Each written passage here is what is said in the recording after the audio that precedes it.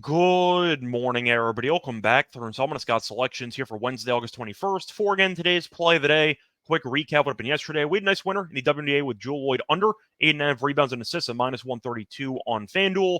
Really never in doubt. Lloyd, we said in the video, loves to shoot and doesn't really love to do much else. And that's what happened again on Tuesday as she had 1 rebound and 3 assists. So finished with 4, flew under. Never in doubt. Look for the winner here on Wednesday. For the actual play, though, I want to remind you once again, there were plays on our website. So go to the website and use the promo code VKL 5G6T right with the 5% off. Code is also in the description. Plus, a reminder, hit the like button, subscribe to the bell so you get notified. You'll never miss an episode. And for the actual play, going to the WNBA once again, go look at a game between the Lynx and the Aces taking place at around 9:30 p.m. Eastern Time. And for this matchup, I'm going to take a player prop once again. I'm going to go with Nafisa Collier under 33.5 PRA at minus 125 on FanDuel.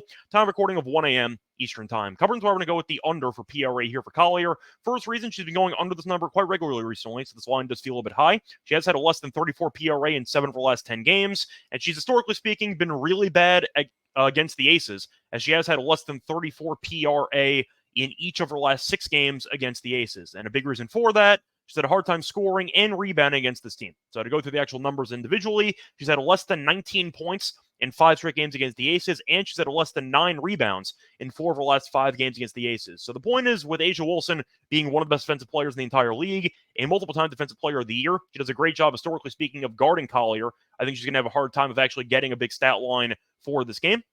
And she's not really a big facilitator anyway, so I do think this line does feel a bit high. Now, Collier can still have a decent game while going under this number. She can still finish with, for example, like 18, 10, and 3. Still a decent line, still goes under. 34, though, does feel a bit high to get to. I don't see her doing so against the Aces. And to go through the actual numbers recently for Collier, she did have a great game last time out. It was probably her best game of the season. She scored 30 points against the Mystics, but she did shoot 13 of 16 from the floor. So I find that kind of unsustainable, and I expect some regression, especially against A'ja Wilson, who is probably a top 3 defensive player in the league. Now, I understand that the Aces defensively have not been great this season. They've been fine in the paint, though, which is where Collier wants to do most for damage. But I do think with Collier, who's been going under this number in 7 of the last 10, she's gone under in 6 straight against the Aces. She's had a hard time scoring against A'ja, going for less than 19 in 5 straight. Had a hard time rebounding against A'ja, as she's had less than 9 rebounds in 4 of her last 5. And with her great shooting game last time out, I see a lot of reasons to expect Collier to struggle in this game. I once again can think she could have a decent game, but I think that 34 PRA for a player really does not record many assists anyway. And you're looking at the Lynx being a pretty well-balanced offense.